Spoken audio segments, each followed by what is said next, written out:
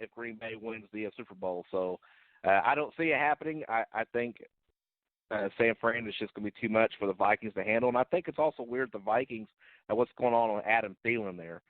Now he's got, like, stitches in his foot and try to say he hurt it during practice. But I think what we're going to find out is it's just some kind of weird home injury that they're trying to cover up for the time being. But it's a weird situation. So they got a lot of weird things going on with that organization right now, and it's surprising to me. I mean, they were a playoff caliber team anyway, but with just the weird stuff going on now, I don't see with all that and them taking on the 49ers and beating San Francisco, because I don't think Kirk Cousins is that type of quarterback where you could just rely on him to throw 130 yards a game and beat San Francisco. So that's not going to happen. San Francisco's going to get an easy win. I rambled that answer on, and I added no value to the show with all of that. No, you always add value to the show, Rick Riggin. Always. There's just a different talking head here. Yeah. Value is your middle name. Real quickly, do let you go here before we get Ed on. Are you staying on or you got to go? I got to go. You got to go. I got nothing. Yep. I got nothing else. All right, Rick. Yeah. Where can people find your work and masterpieces, sir? On Twitter at Riggin_Rick. All right, buddy. We'll talk with you soon. Yep, have a good one. Rick Riggin, our official college football contributor, helps us break down the Battle of the Tigers and the College Football Championship, college football coaches and stuff. 917-889-8516. We'll be right back with Ed Kratcz, beat writer for the Philadelphia Eagles. SI.com. I'm going to continue our talk about divisional breakdowns. We're going to break down each game right here on the Balance Radio Network.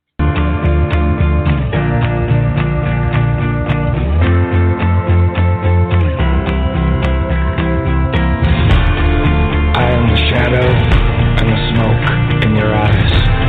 I am the ghost that hides in the night.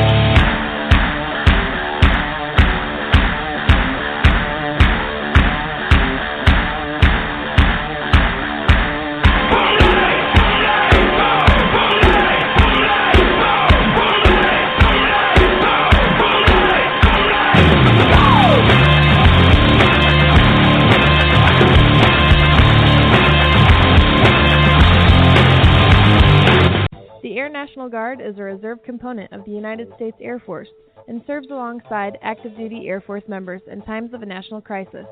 In addition, the Air Guard serves the state and local community in a wide range of capacities. The reason people join the Air Guard is as diverse as our members and includes such reasons as a deep desire to serve their country, money for college, travel, new job skills, and the pride that goes along with belonging to the greatest military organization in the world. I joined because I felt a calling to serve my country, but I didn't want to be far away from my family, so the Indiana Air National Guard was a perfect fit for me. With over 95 different career opportunities to choose from and 100% paid college tuition to any state-funded college, why not give us a call? Call 1-800-841-3103 or visit online at goang.com to find out more. Again, that's 1-800-841-3103. The Air National Guard, guarding America, defending freedom. I can't believe it. I've been playing 4-on-4 with a barbershop quartet. Pass the ball, pass the rock. We're open, just pass the ball. Nah, I can't believe how easy it was to save hundreds of dollars on my car insurance with Geico. Yeah.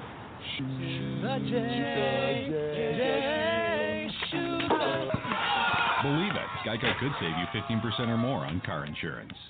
Morning face. You get it when you don't sleep well. This is what happened to Linda. Morning, guys. Good morning. Ah, what is that thing? It's me, Linda. Oh my God, it talks! Run! No, it's me, Linda from HR. It looks hungry! Save the children! Save them! Stay back, I've got mace! Ow, that went in my eyes. Quit moving! It's called beauty sleep for a reason. And there's never been a better time to get some. Get 20% off IKEA Sultan mattresses. IKEA, love your home.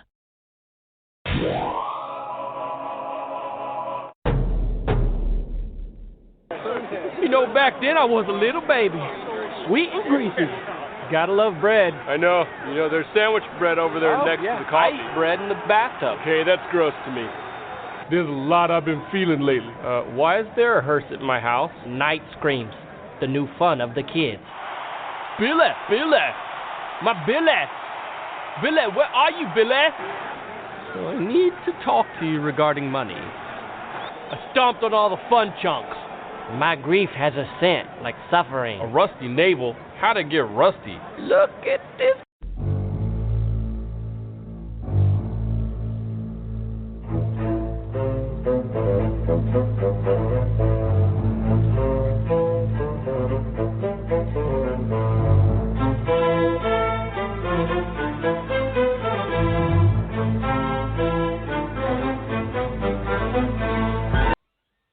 All right, and welcome back to the Balance 1 hour in the books. Thank you, Matthew Embury, WSBT up in South Bend, our official Indy Car contributor, breaking down and wrapping up the funny season of 2019 to 2020.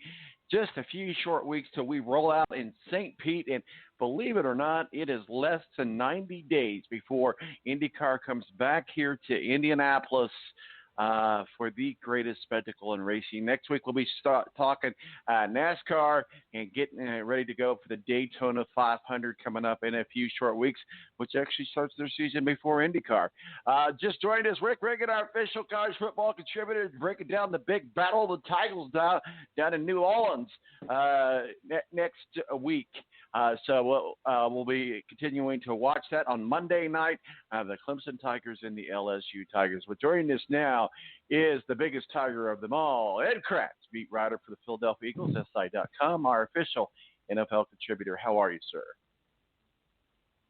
I'm good, Tom. I hope you don't expect me to growl as a Tiger. No growling. Not my skill set. No growling. The only growl I use is the kind you put beer in, so, it's all good. There you go. Perfect. So I don't know about you, but the entire state of Indiana is underwater. It started raining here yesterday about 6 o'clock in the morning, and I kid you not, it has not stopped. But I've always wanted a lake home, so now I have one. It is crazy. I don't know how the weather is on the East Coast, but man. Yeah, I guess it could be snow, right? I mean, you could have gotten snow. That's what they're calling for in Green Bay, I think, tonight. But yeah, here in the East Coast, it's right now it's pretty mild. It's almost 70 degrees, which is really crazy for man, January 10th, I think. Yeah, so it's almost 70. It's supposed to go up to about 67 today. It's partly sunny. The sun's out most of the time. It's a little breezy.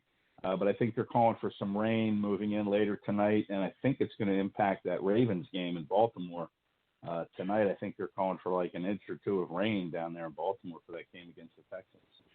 Well, I hope Green Bay does win, and for a lot of reasons. For what, so that they can beat Seattle, for what Seattle did to the Eagles. Also, I don't know, something about a playoff game at Lambeau in the snow. It kind of feels right. It kind of feels like, hey. Yeah, this is how it's supposed to play out.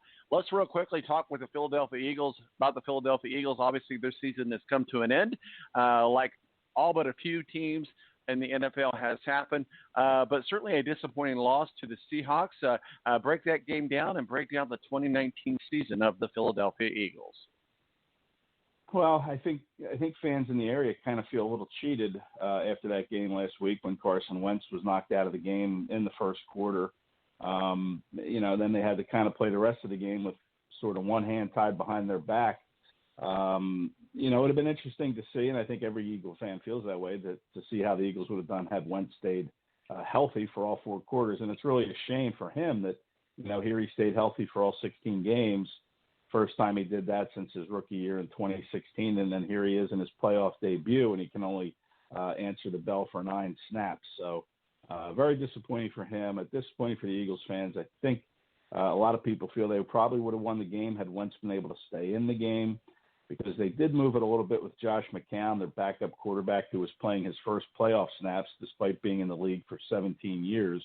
But he moved the ball a little bit, but once they got into the red zone, he kind of failed in the red zone, and that's where Wentz was excelled. The Eagles were the third best team in the NFL in red zone efficiency because of Wentz, having thrown 19 touchdown passes in that in that area to no interceptions. The Eagles were very good in the red zone. So you like to think that the Eagles would put up a few points and maybe beaten the Seahawks, but we'll never know.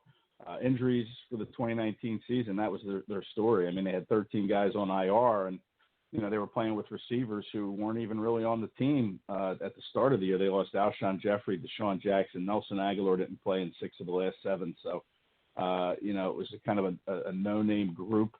But yet they were somehow able to win the NFC East. I guess that's, the NFC East wasn't that good, obviously, but the Cowboys did have the number 1 ranked offense, and, they didn't make the playoffs. So, I guess if you look at it, you could look at it 2 ways. I think there were a lot of expectations for the Eagles coming into the season back in August. A lot of people thought they'd go to the Super Bowl, including you, Tom, and me.